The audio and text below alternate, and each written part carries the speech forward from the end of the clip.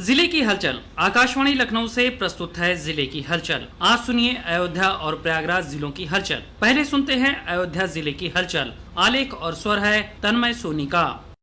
अयोध्या में श्रद्धालुओं की बढ़ती संख्या को देखते हुए योगी सरकार बुनियादी ढांचे का विकास कर रही है, जिसके क्रम में अब एयरपोर्ट की तर्ज पर बस टर्मिनल का निर्माण करने जा रही है, जिसकी लागत करीब 250 करोड़ है। यह बस टर्मिनल अयोध्या धाम के धार्मिक महत्व को ध्यान में रखते हुए मंदिर मॉडल में तैयार किया जाएगा।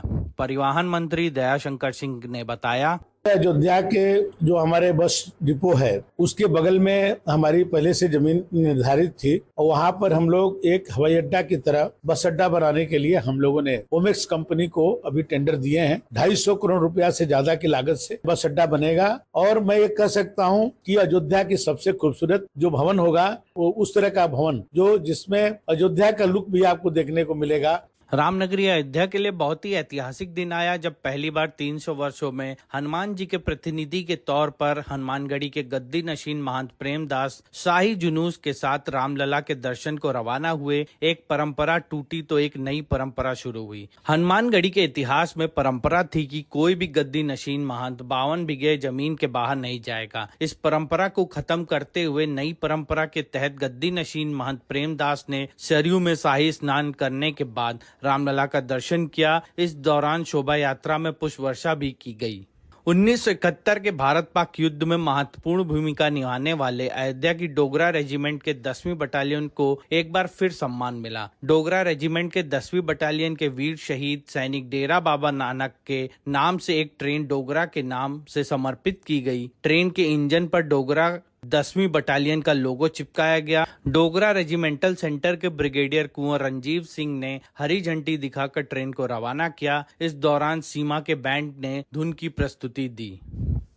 आचार्य नरेंद्र देव कृषि एवं प्रौद्योगिक विश्वविद्यालय के अटल बिहारी वाजपेयी क्रीडा परिसर में आयोजित 22वीं अखिल भारतीय अंतर कृषि विश्वविद्यालय खेलकूद महोत्सव का प्रदेश की राज्यपाल आनंदीबेन पटेल ने मशाल जलाकर शुभारंभ किया। सभी टीमों ने मार्च पास्ट कर कुलाधिपति को सलामी दी। कुलाधिपति ने कहा कि शारीरिक मानसिक रूप से स्वस्थ रहने के लिए खेलकूद बहुत जरूरी है। उन्होंने कहा कि खेल 2 प्रकार के होते हैं, पहला राजनीतिक खेल का मैदान और दूसरा खेल का मैदान। इन दोनों खेलों में आपको तय करना है कि कौन सा खेल आपको पसंद है। विश्वविद्यालय में होने वाले प्रत्येक खेल प्रतियोगिताओं में 40% महिलाएं भी प्रतिभाग कर रही हैं, जो हम सभी के लिए खुशी की बात है। दीक्षांत समारोह में 80% महिलाएं मेडल हासिल कर रही हैं। हर क्षेत्र में महिला और पुरुष दोनों को आगे आना होगा। जो खेलेगा वही खिलेगा और आप सभी को खिलना है और देश को आगे बढ़ाना है। भारत को विकसित बनाने के लिए एकजुट होकर कार्य करना होगा। अयोध्या से 12 अप्रैल को निकली 84 कोसी की परिक्रमा 23वें दिन परिक्रमा पूर्ण करके अयोध्या पहुंची, जहां पर हजारों की संख्या में साधु संतों ने राम मंदिर के शास्त्रीय सीमा रामकोट की परिक्रमा पर 84 कोस की परिक्रमा पूर्ण की। 12 अप्रैल को अयोध्या से विश्व हिंदू परिषद ने हनुमान कुंड मंडल दल के नेतृत्व में निकाली शोभा यात्रा 13 अप्रैल को मखौड़ा धाम से शुरू हुई।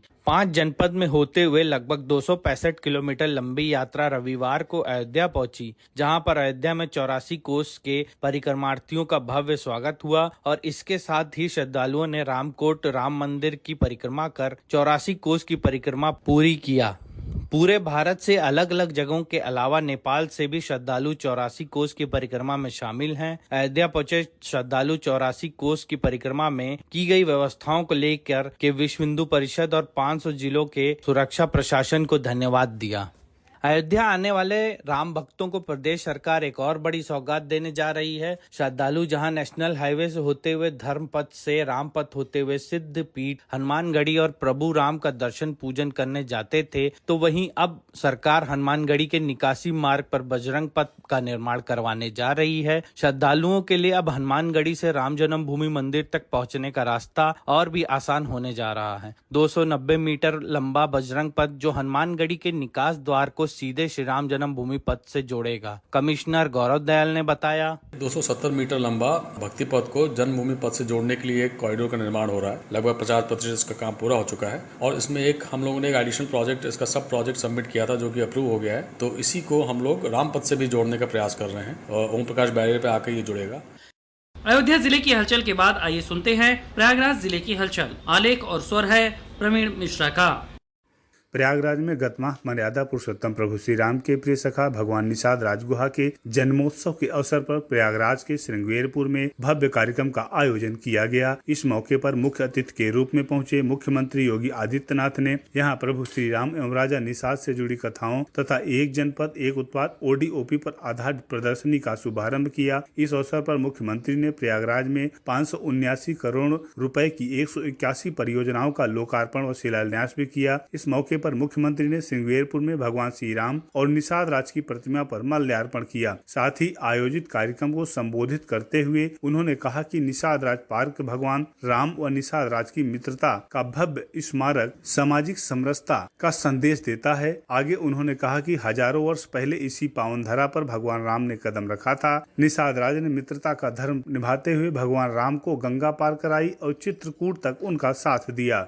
इसी माह महाकुंभ 2025 में स्वच्छता का संदेश देने और पूरे विश्व को स्वच्छ प्रयागराज की झलक दिखाने के बाद प्रयागराज नगर निगम ने स्वच्छता अभियान 2024 में बड़ी उपलब्धि हासिल की। केंद्र सरकार द्वारा स्वच्छ भारत मिशन नगरी के तहत देश भर में आयोजित विभिन्न कार्यक्रमों और आयोजनों में प्रयागराज ने स्वच्छ घाट 2024 श्रेणी प्रतियोगिता में प्रथम स्थान प्राप्त किया। वहीं स्वच्छता ही सेवा 2024 अभियान की जन भागीदारी श्रेणी में प्रयागराज को द्वितीय स्थान प्राप्त हुआ। इस उपलब्धि पर महापौर उमेश गणेश चंद्र केसरवानी ने कहा कि महाकुंभ के दौरान प्रयागराज वासियों ने जिस प्रकार नगर निगम को सहयोग किया और शहर को स्वच्छ एवं सुंदर बनाने में सहयोग किया, वह काबिल तारीफ है। नागरिकों की भागीदारी और निगम की तत्परता और प्रयासों से प्रयागराज ने यह उपलब्धि हासिल की है। प्रयागराज त्रिवेणी संगम तट पर स्थित बड़े हनुमान मंदिर में माह के मध्य में हनुमान जयंती पूरे श्रद्धा और उल्लास से मनाई गई। मंदिर के प्रमुख बलवीर गिरी ने विधि विधान से हनुमान जी की महाआरती की। महंत बलवीर गिरी ने शंख ध्वनि और वैदिक मंत्रोच्चार के साथ बजरंग बली का श्रृंगार पूजन कर 56 भोग लगाया। महंत बलवीर गिरी ने बताया कि मंदिर में भक्तों की ओर से अर्पित प्रसाद सबको वितरित किया गया है। इस अवसर पर श्री बड़े हनुमान जी महाराज को 1100 कलश से महाअभिषेक भी कराया गया।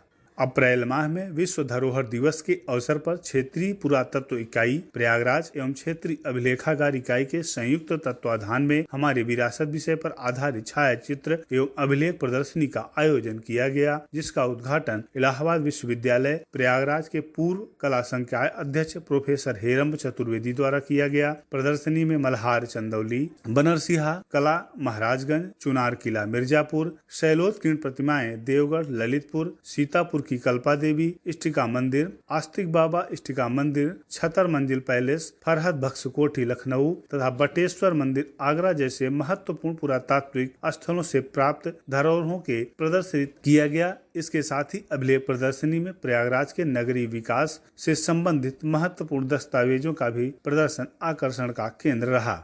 शारीरिक रूप से अक्षम दिव्यांग बच्चों को समाज की मुख्य धारा से जोड़ने, उनके अंदर छिपी सांस्कृतिक प्रतिभा को निखारने के उद्देश्य से प्रयागराज स्थित उत्तर मध्य क्षेत्र सांस्कृतिक केंद्र में दिव्यांग बच्चों द्वारा फैशन शो आयोजित किया गया, जिसमें बच्चों ने एक से बढ़कर एक प्रस्तुतियां दी। फैशन शो में दिव्यांग बच्चों ने अपने हुनर व हौसलों से दर्शकों का मन मोह लिया। साथ ही जन्म से ही बोल और सुन न पाने वाले बच्चों द्वारा राधा कृष्ण का मोहक नृत्य प्रस्तुत किया गया। दिव्यांग बच्चों के इस फैशन शो बच्चों व उनके अभिभावकों ने बढ़ चढ़ कर हिस्सा लिया। इस फैशन शो में बच्चों को प्रथम, द्वितीय और तृतीय पुरस्कार प्रमाण पत्र प्रदान किया गया।